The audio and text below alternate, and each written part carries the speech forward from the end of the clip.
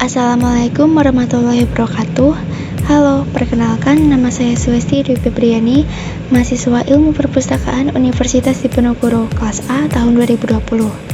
Selamat datang di seri video tutorial literasi informasi. Melalui video ini, kita akan belajar bagaimana mencari dan menggunakan informasi secara efektif untuk mendukung aktivitas perkuliahan. Untuk itu, pastikan tonton video tutorial ini sampai akhir ya. Yuk, kita simak videonya. Di video kali ini, saya akan mencoba untuk memaparkan mengenai identifikasi kebutuhan informasi. Sebelumnya, kenapa sih kita harus melakukan identifikasi kebutuhan informasi? Identifikasi kebutuhan informasi berguna untuk mempermudah kita dalam menemukan informasi yang sedang kita butuhkan.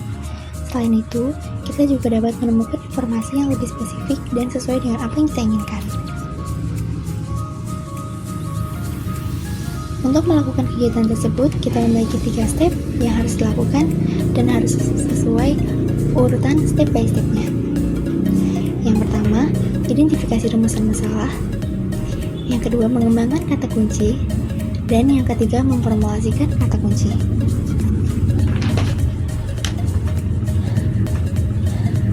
Tanpa berlama-lama lagi, mari kita mulai dari step yang pertama. Step yang pertama, kita harus menentukan identifikasi rumusan masalah. Kita dapat mengidentifikasi rumusan masalah dari judul penelitian atau topik penelitian yang kita pilih. Dan melalui rumusan masalah penelitian tersebut, selanjutnya kita dapat menentukan keyword atau kata kunci dari topik tersebut. Di sini, saya memiliki judul penelitian implementasi teknologi informasi dalam perpustakaan. Dari judul topik penelitian yang sudah saya ambil, didapatkan 2 keyword utama, yaitu teknologi informasi dan perpustakaan. Keyword ini digunakan sebagai acuan untuk melakukan proses pencarian informasi berupa literatur atau sumber referensi ilmiah yang kita butuhkan untuk menjawab rumusan masalah penelitian ini. Akan tetapi, jika kita hanya terbatas menggunakan 2 keyword tersebut, maka sumber informasi yang muncul menghasilkan temuan yang kurang spesifik, dan kita memerlukan sumber informasi yang lebih spesifik lagi. Oleh karena itu, kedua keyword ini harus kita kembangkan lagi. Yuk kita lanjut ke step berikutnya untuk mengembangkan kata kunci atau keyword yang sudah kita dapatkan. Langkah kedua dalam proses pengembangan kata kunci terdapat 3 cara, yaitu menggunakan thesaurus, mencari sinonim, dan mencari antonim. Untuk mempermudah, kalian bisa menggunakan thesaurus. Karena dengan thesaurus, kamu bisa mengembangkan dan menemukan kata dan frasa lain dari kata kunci yang telah diidentifikasi.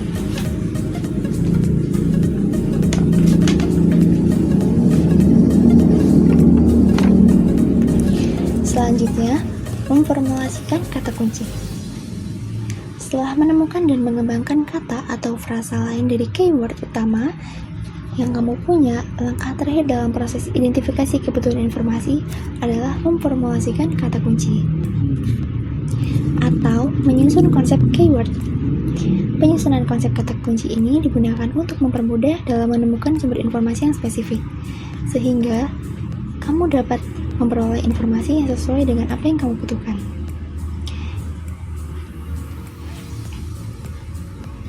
Di sini saya sudah memiliki 2 kata kunci berdasarkan sinonimnya, yaitu teknologi informasi dengan mesin informasinya dan perpustakaan dengan pusat informasi.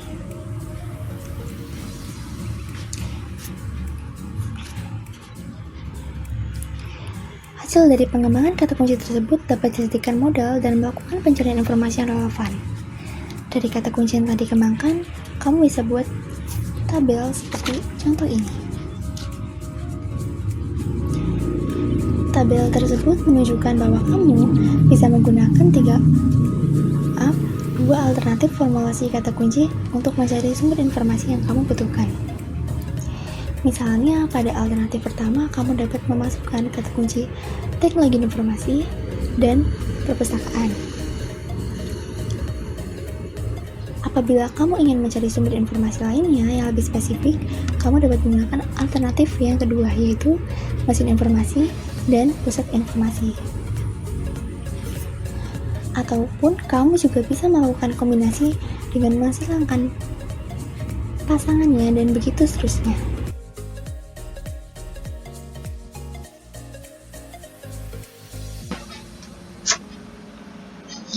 Setelah kata kunci, kita masuk untuk melakukan penelusuran informasi dengan menggunakan portal e-Journal Tyler Francis Online. Di sini saya sudah masuk ke dalam portal jurnal tersebut. Selanjutnya, saya akan memaparkan seluruh desain pencarian yang terdapat pada portal e-Journal Tyler Francis Online. Akan tetapi, sebelum itu, karena portal jurnal ini menggunakan bahasa Inggris, maka kita perlu untuk merubah kata kunci ke dalam bahasa Inggris. Pada bagian pertama, kita akan mencoba untuk melakukan penelusuran menggunakan autocomplete. Seperti yang kalian lihat, di sini terdapat kolom pencarian yang disebut dengan basic search. Saya akan coba untuk memasukkan kata kunci teknologi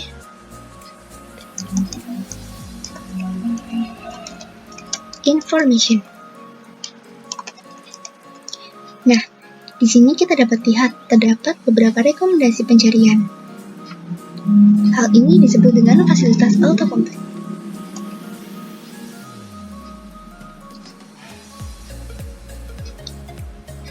Selanjutnya, di halaman ini, mesin pencari akan menampilkan beberapa sumber informasi yang relevan dengan kata kunci yang kita masukkan. Terdapat sumber informasi terrelevan. Hal ini yang disebut dengan best first. Fasilitas ini bertujuan untuk menghemat waktu dan pilihan ini harusnya relevan dengan kata kunci.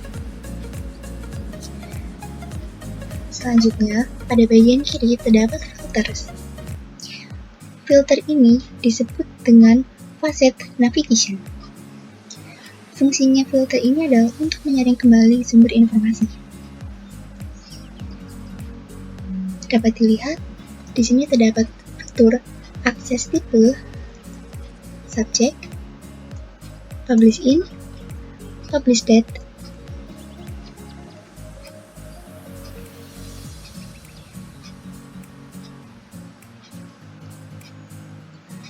dan data range.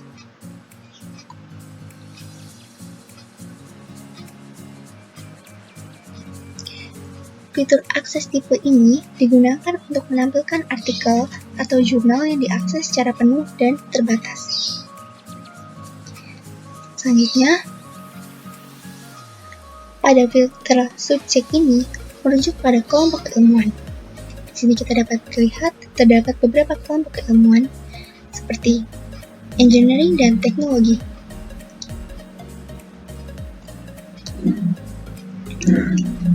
Lalu, pada publish in merupakan fitur filter yang digunakan untuk menampilkan artikel atau jurnal yang dipublikasikan oleh lembaga tertentu. Seperti contoh di sini, terdapat beberapa jurnal internasional.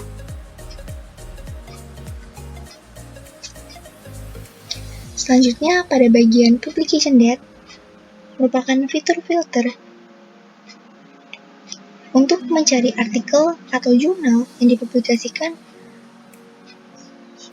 antara 1 tahun, 6 bulan,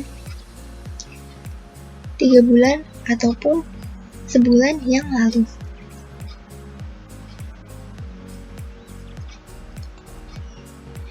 Selanjutnya, di sini terdapat choose date range yang digunakan untuk menyeleksi artikel atau jurnal yang dipublikasikan antara tahun tertentu.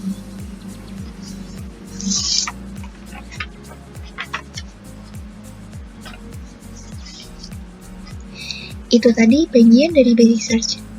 Selanjutnya, saya akan masuk ke dalam advanced search.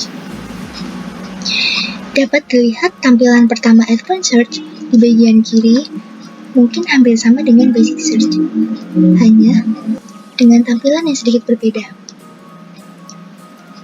Sedangkan di bagian kanan terdapat search hub yang dapat membantu kita dalam proses pencarian.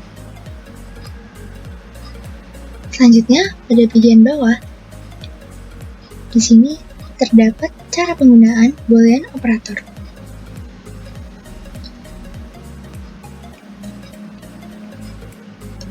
Simbol N digunakan untuk operator ini akan memberikan hasil penelusuran berupa informasi yang mengandung dua kata kunci yang dimaksudkan. Misalnya, Taylor Francis Online menampilkan hasil dari dua kata kunci, yaitu teknologi information dan library. Selanjutnya, OR.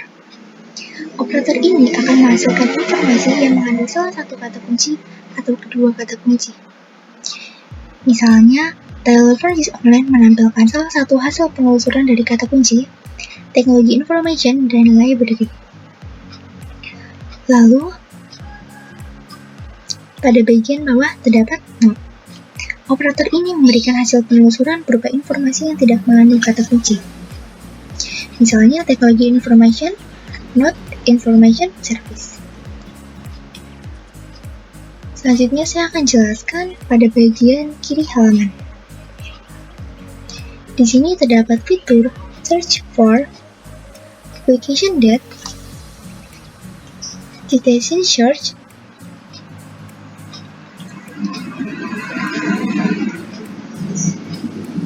saya akan coba untuk jelaskan satu persatu. Search for digunakan untuk mengoptimalkan pencarian.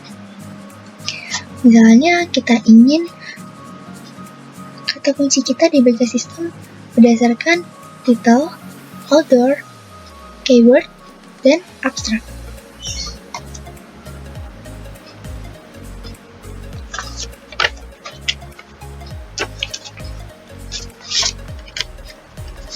Sistem akan mencari kata kunci di dalam seluruh teks artikel dan jurnal.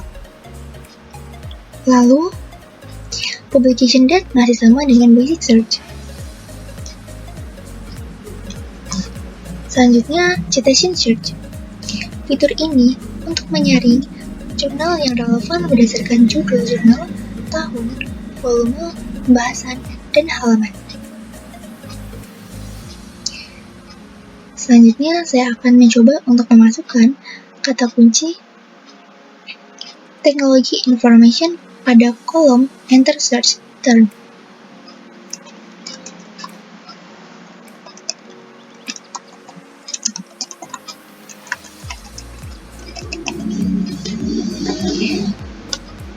Lalu di sini saya ingin memilih title, publication date,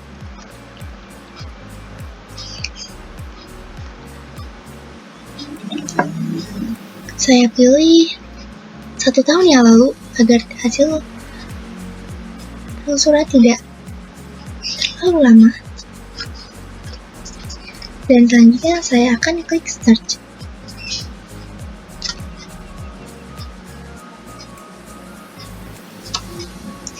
Selanjutnya, ini adalah bagian seleksi informasi. Setelah melakukan berbagai prosedur tersebut, kemudian akan muncul banyak jurnal dan artikel yang dianggap berkaitan dengan keyword yang ditulis oleh mesin pencari. Di sini, saya akan memilih artikel yang ini.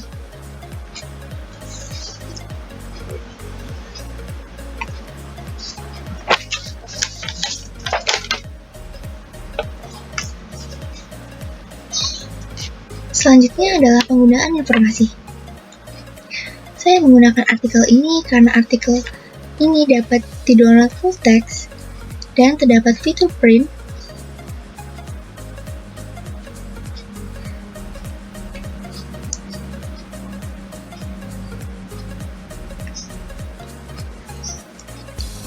karena saya mendownload, save file, dan mengutip dengan menggunakan format PDF. Jadi, artikel ini cocok untuk menjabarkan judul yang telah saya tetapkan.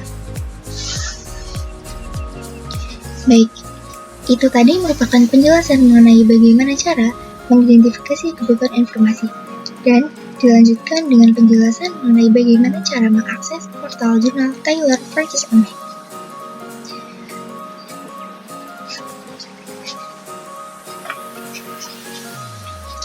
Demikian penjelasan yang dapat saya sampaikan. Terima kasih. Apabila ada kekurangan, saya mohon maaf. Wassalamualaikum warahmatullahi wabarakatuh.